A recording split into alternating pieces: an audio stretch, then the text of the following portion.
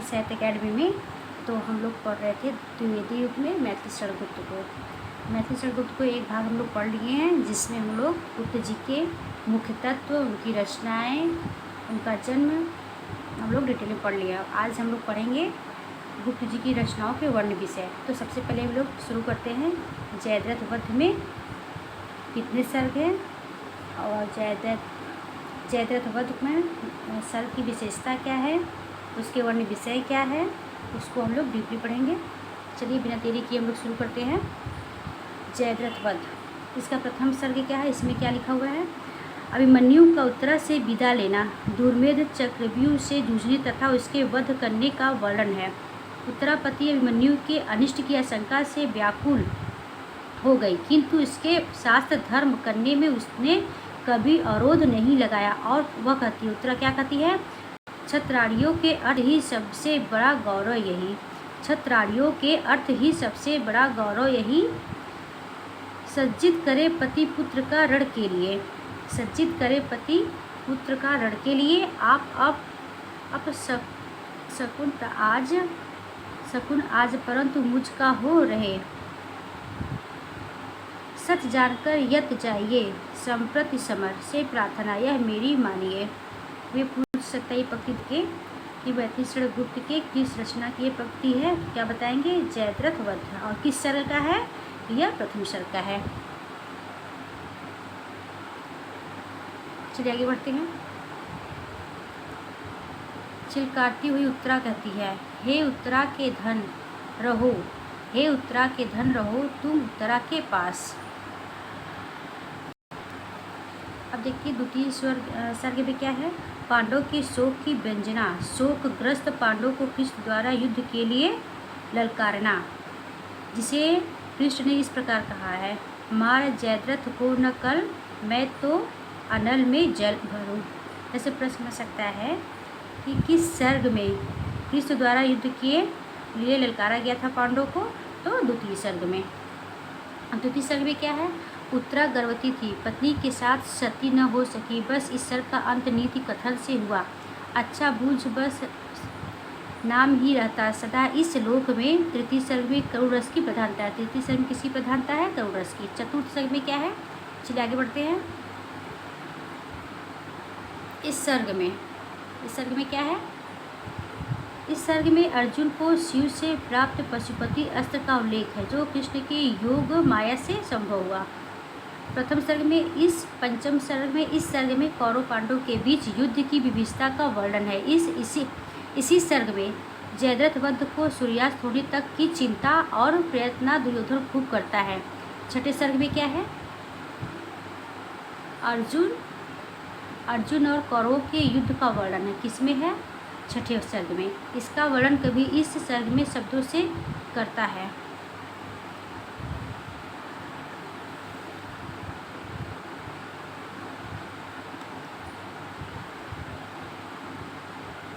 टंकार भी निर्बोध था, सर्व दृष्टि ही जल दृष्टि थी, जलती हुई रोषाग्नि उद्दीप्ति विद्युत दृष्टि थी, मांडवी रोहित रूप था, रथ की सशक्त समीर था, उस काल का अर्जुन वीरवर अद्भुत जलद गंभीर था। अब देखिए सातवें सर्ग में क्या है, छठे और सातवें सर्ग में जयद्रथ मारा गया तपस्या रथ पिता की गोद में, जयद्रथ का सिर जा गिरा। सातवां सर्ग उपसंहार कहा जा सकता है, इसे सातवें सर्ग को उपसंहार कहा जा सकता है। श्री कृष्ण परम ब्रह्म के रूप में वर्णित है, किस रूप में वर्णित है, परम ब्रह्म के रूप में सातवें सर्ग में वर्णित है। इसमें गुप्त जी ने हरगीतिका छंद का प्रयोग किया है। इसमें किस छंद का प्रयोग किया है, तो हरगीतिका छंद का। चलिए आगे बढ़ते हैं। अब इनकी दूसरी रचना शकुंतला, चलिए देखते हैं कि इसका वर्ण विषय क्या है। इस रचना में शीर्षक भाव के अनुसार बनाए गए थे। पत्र, अवधि, अभिपाप, विदा, त्याग, स्मृति, कर्तव्य, मिलन,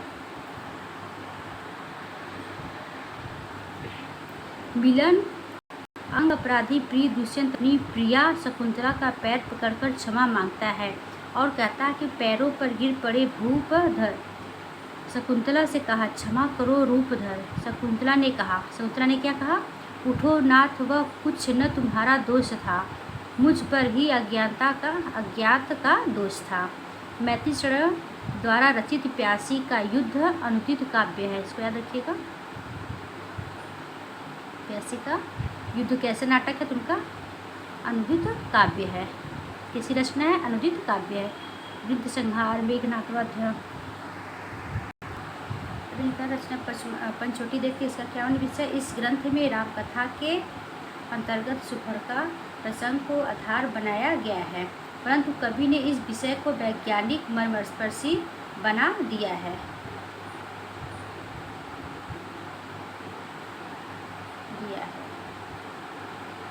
यद्यपि साकेत में उर्मिला दुखी रहती है, तो पंचवटी में लक्ष्मण प्रियतमा की चाह में व्याकुल होते हैं और कहते हैं, लक्ष्मण क्या कहते हैं? बेचारी उर्मिला हमारे लिए। आगे देखते हैं। सुपुर्का के आगमन के एहसास से लक्ष्मण की नींद टूटी। वो उठ बैठे तथा प्रश्न किया, कौन मानवी यदि तुमको तो वैसा संकोच कहाँ? जब लक्ष्मण जी सो रहे थे तो उसमें जब सुपुर्का जी वन में आई तो लक्ष्मण जी की आंखें खुल गई। तो उससे वो प्रश्न करते सुपुर्का से, क्या कहते हैं? कौन मानवी यदि तुमको तो वैसा संकोच कहाँ? कहीं दानवीर तो उसमें है, वह लावण्यता की सोच कहाँ? अगर मैं तुमको दानवीर कहूँ तो लावण्यता की सोच तुम्हें कहाँ है? वन देवी समझी तो वह होती है भोली भाली। वन देवी समझे तो वह होती है भोली भाली। तुम ही बताओ तुम कौन हो, हे रंजिते रहस्यों वाली? प्रश्न करते सुपुर्का से लक्ष्मण जी। तो पंचवटी के अंत में सुपुर्का को रूप परिवर्तन हुआ। पंचवटी के अंत में सुपुर्का का रूप का परिवर्तन हुआ। वह निराश होकर अपना प्रणय प्रस्ताव लक्ष्मण को दी। वह बड़ा मनोवैज्ञानिक बनाया गया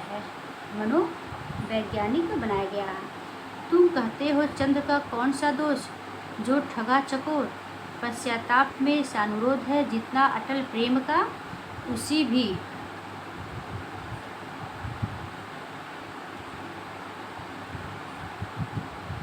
पश्चाताप में सानुरोध है जितना अटल प्रेम का बोध, उससे भी बलकतर समझो कामनियों का बैरवियों। आगे बढ़ते हैं। पंचवटी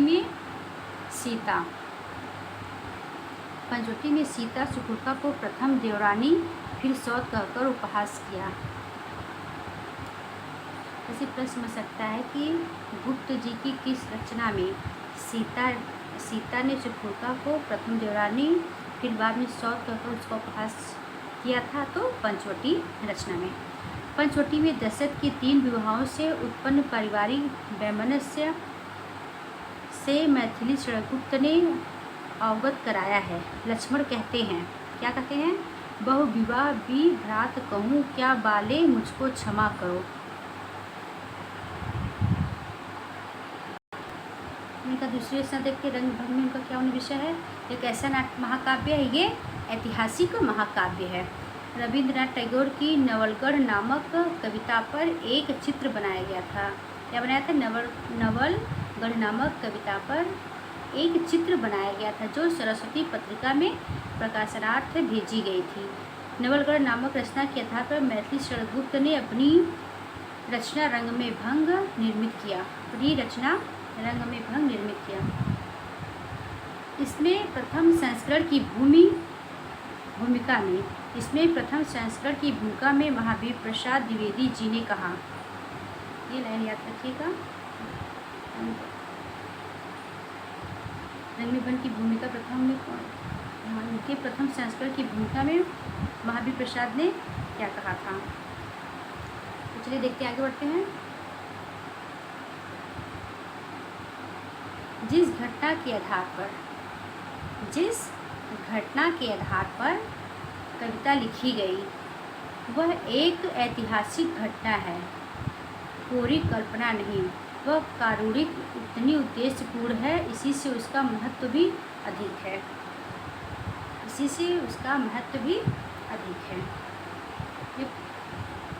यह देख के आपसे पूछ सकता है पंक्ति कि किसकी पंक्ति महादेवी प्रसाद। आगे बढ़ते हैं।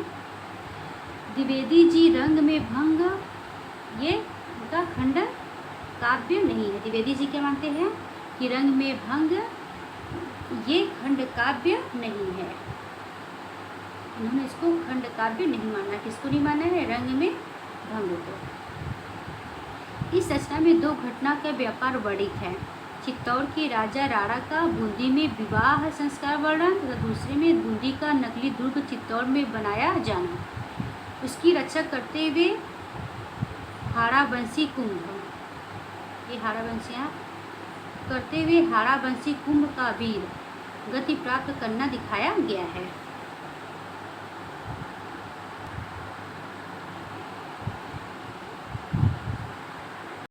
अब इनकी देखते हैं दूसरी रचना किसान। अब देखते हैं किसान कौन विषय क्या है। गुप्त जी ने क्या लिखा है। किसान नामक रचना लिख रहे थे, उसी समय भारत में फीजी की गिरमिट प्रथा बंद हुई थी। उसमें कौन सी प्रथा बंद हुई थी? किसान की जब रचना कर रहे थे तो फीजी की गिरमिट प्रथा। दरिद्र किसान के दुख में जीवन को प्रस्तुत किया। गुप्त जी ने करुणा शक्ति प्रभाव भंगिमा से काव्य के रूप में प्रस्तुत किया। किसान नामक काव्य में कल्लू और फूलवती की जीवन कथा, उनके शील एवं उनकी दुर्दशा का वर्णन है। प्रश्न कर सकता है कल्लू और फूलवती गुप्त जी की किस रचना के पात्र हैं? तो किसान। किसान का कथानक तत्कालीन ब्रिटिश समाज के भारतीय स्थिति का संकेत बड़ी ईमानदारी से करता है। आगे बढ़ते हैं। इस खंड काव्य को 8 सर्गों में विभाजित किया गया है। चलिए देखिए किस कौन कौन सा सर्ग है। प्रार्थना सर्ग पहले, दूसरा बाल्य सर्ग, तीसरा विवाद सर्ग, चौथा गृहस्थ सर्ग, सरस्वांत सर्ग, छठा देश त्याग सर्ग, 7 फीजी सर्ग, 8वां अंत सर्ग। इसमें कितने सर्ग हैं? 8 सर्ग। किसान में कितने सर्ग हैं? 8 सर्ग। चलिए अब आगे बढ़ते हैं। इनकी दूसरी रचना यशोधरा के बारे में देखते हैं। इसमें क्या लिखे हैं। तो यशोधरा नामक रचना में गौतम बुद्ध के गृह त्याग पर आधारित मानी जाती है। गौतम बुद्ध के गृह त्याग पर आधारित मानी जाती है। साथ ही साथ नारी जीवन की मानविक अभिव्यक्ति के कारण कुछ लोग इसे साकेत से भी बढ़कर मानते हैं, क्योंकि इसमें नारी सम्मान की प्रतिष्ठा की गई है। गुप्त जी की किस रचना में नारी सम्मान की प्रतिष्ठा की गई है? तो यशोधरा में।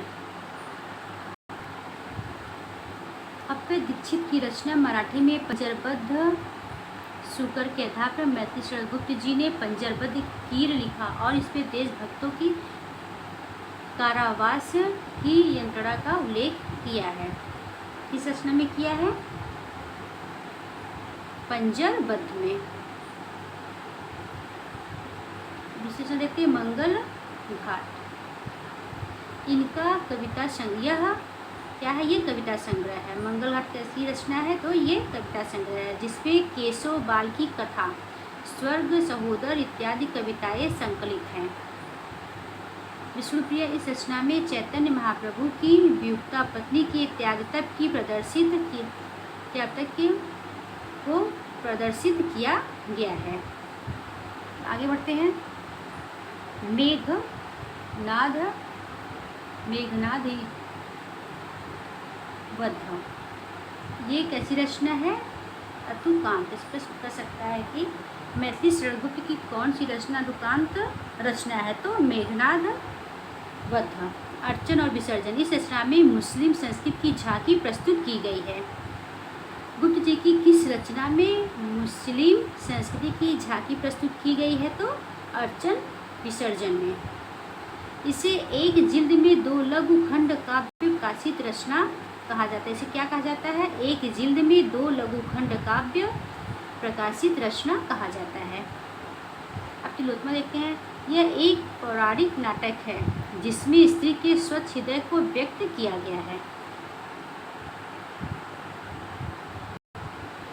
अब इनकी दूसरी रचना देखते हैं चंद्रहास। तो चलिए देखते हैं चंद्रहास का विषय क्या है। चंद्रहास भाग्यवाद पर आधारित रचना है। कैसी रचना है ये? भाग्यवाद पर आधारित रचना है जिसका आधार पौराणिक कथा है। बैतालिक यात्रा का, बैतालिक अर्थ क्या होता है? यात्रा करने वाला, उसको बैतालिक कहते हैं। जो यात्रा करता है उसको, करने वाले को बैतालिक कहा जाता है। इस रचना में राष्ट्रीय और पुनर्जागरण से संबंधित गीत काव्य है। इस रचना में राष्ट्रीय और पुनर्जागरण से संबंधित गीत काव्य वर्णित है। हिंदू नामक रचना में जाति एकता आदर्शों से प्रेरित एक निबंध काव्य। कैसा काव्य है ये? निबंध काव्य है। हिंदू कैसा काव्य है? निबंध काव्य है।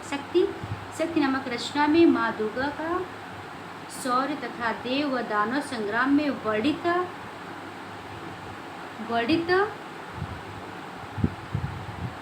अतः यह एक खंड काव्य है जो शाक्त धर्म पर आधारित है।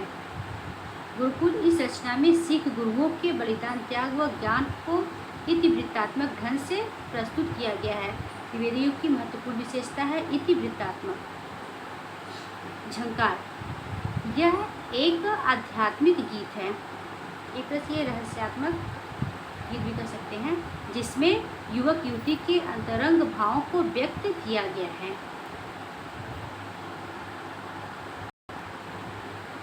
दूसरी रचना देखते हैं, दास्ताने। यह रचना बुंदेलखंड के एक राजा के ऊपर लिखा गया है। इस पे लिखा गया है बुंदेलखंड के एक राजा के ऊपर लिखा गया। कौन सी रचना? दास्ताने।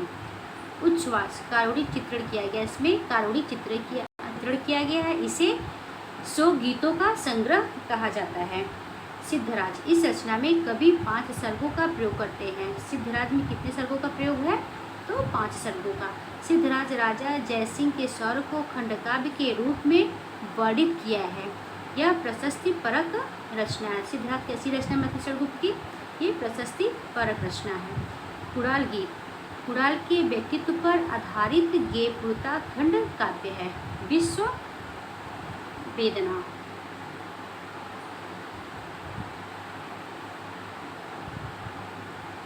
इस रचना में महायुद्धों को वेदना को कारुणिक अभिव्यक्ति प्रस्तुत की गई है।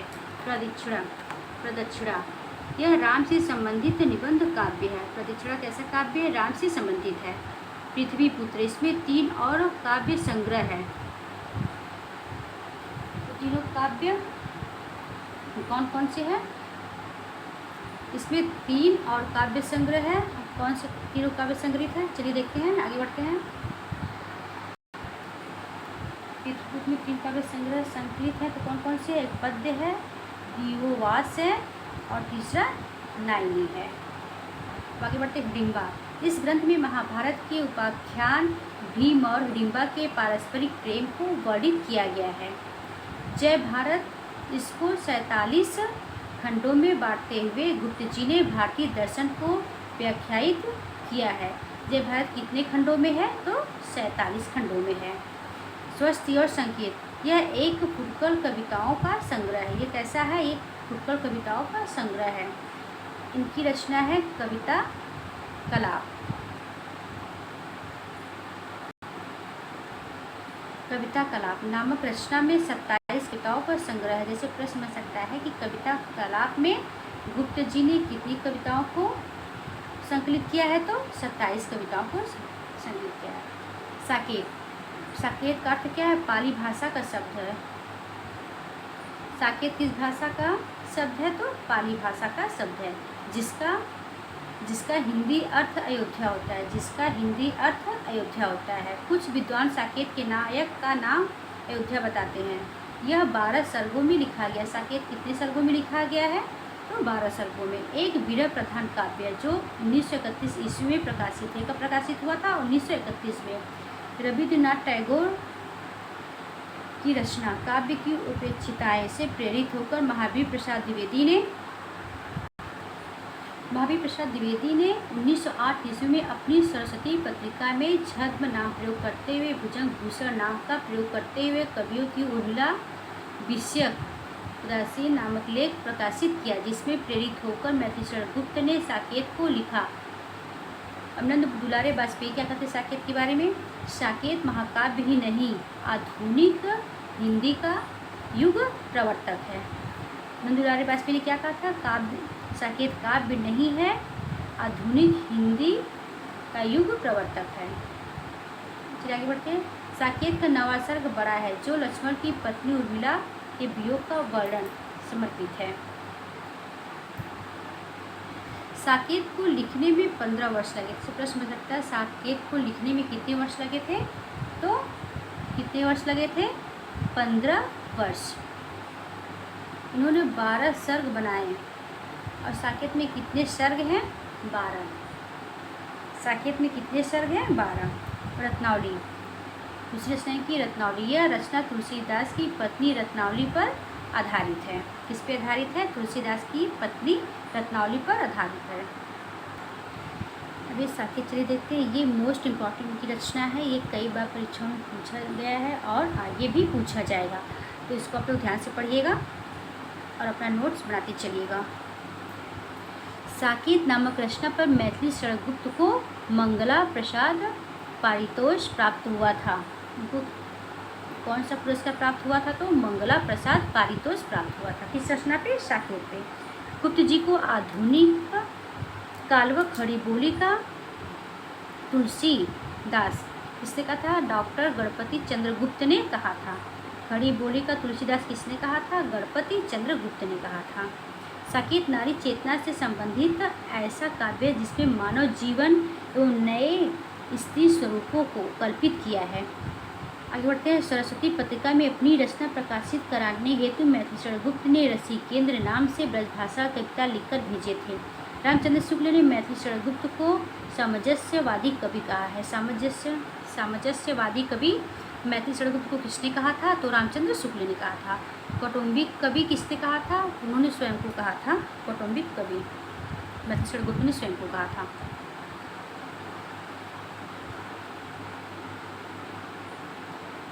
सामंजस्यवादी कवि किसने कहा था? रामचंद्र शुक्ल ने।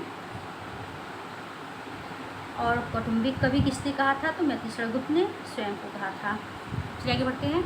हरिगीतिका छंद के बादशाह मैथिली शरदगुप्त ने बांग्ला भाषा के कवि माइकल मधुसूदन की रचना मेघनाद वध का विरहणी वीरांगना शीर्षक से अनुवाद किया।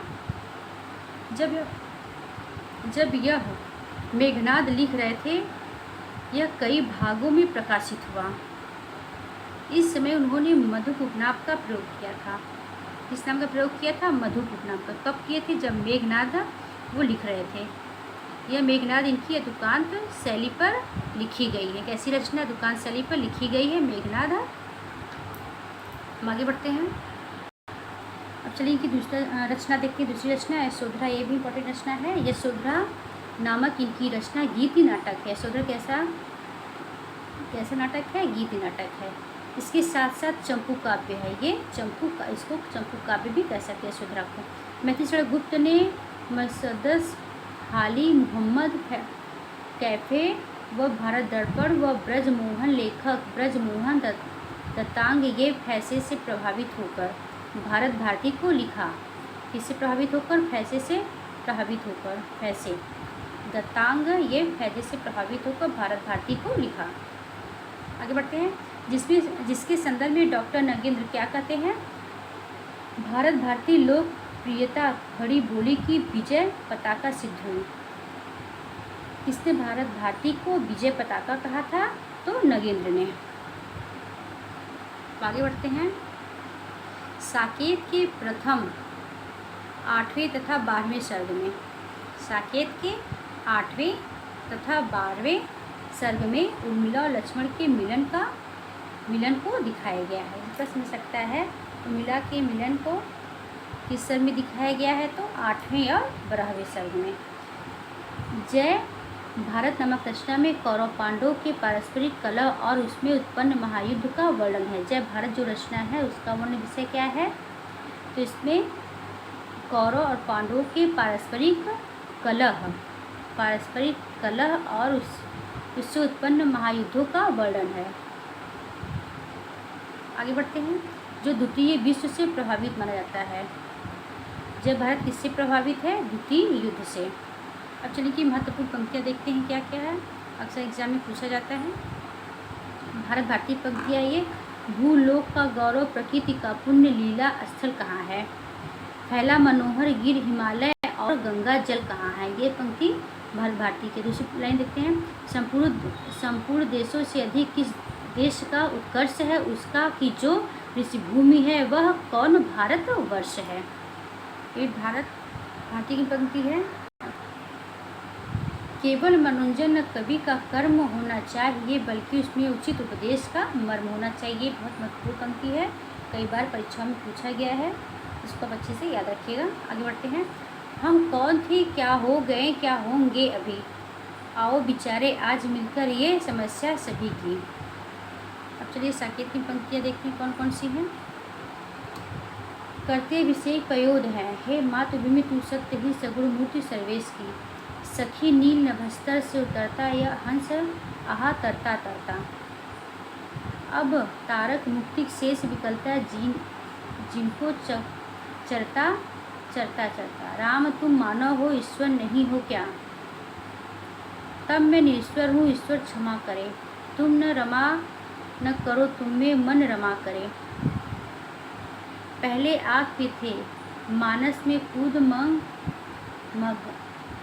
मगन प्रिय अब थे।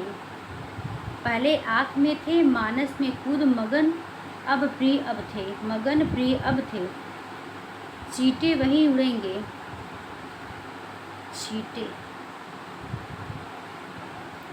छींटे वहीं उड़े थे, बड़े बड़े अस्त्र में कब थे। घटना हो चाहे घटा, घटना हो चाहे घटा, उठ नीचे से नित्य। अब चलिए स्वदेश की पंक्तियाँ देखते हैं। धरती हिलाकर नींद भगा दे, बजनाथ से योग जगा दे, देव और कुछ लोग लगा दे। यह स्वदेश की पंक्ति है। चारुचंद्र की चंचल किरणें खेल रही थी, ये स्वच्छ चांदनी छिटक रही थी अवनी और अंबर तल में। ये किसकी पंक्ति है? तो पंचवटी की पंक्ति है। चारुचंद्र की चंचल किरणें खेल रही थी, स्वच्छ चांदनी छिटक रही थी अवनी और अंबर तल, ये पंचवटी की है। अबला जीवन हाय तेरी यही कहानी, और ये यशोधरा की पंक्ति है। अब चलिए साकेत की पंक्तियाँ देखते हैं। सजनी रोता मेरा गान प्रियतम नहीं पहुँच पाता है उसकी कोई। अरे मोह मेरे मानस के हास खिल सहस्त्र दल सरल सुहास, ये भी साकेती पंक्ति है। मेरी चपल यौवन बाल अंचल में पड़ा सो मचल मत साल। भव में नव वैभव व्यापन, भव में आगे बढ़ते हैं। भव में नव वैभव व्याप्त कराने आया, स्वदेश यहाँ मैं नहीं स्वर्ग का लाया। इसको काट के अच्छे से लिखते हैं।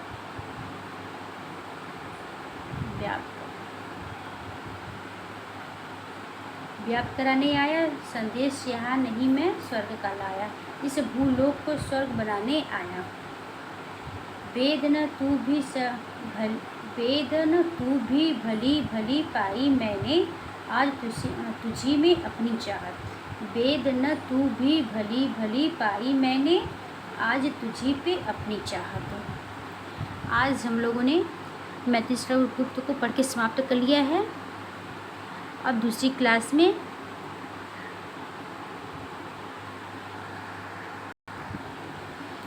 राम नरेश त्रिपाठी को देखेंगे, उनका भी हम लोग डीपली पढ़ेंगे क्योंकि उनसे भी बहुत सारे क्वेश्चन आते हैं, आए भी हैं, हो सकता है आने वाली परीक्षाओं में पूछा जाए। तो चलिए आज के लिए इतना क्लास काफ़ी है। नेक्स्ट वीडियो में देखेंगे राम नरेश त्रिपाठी को।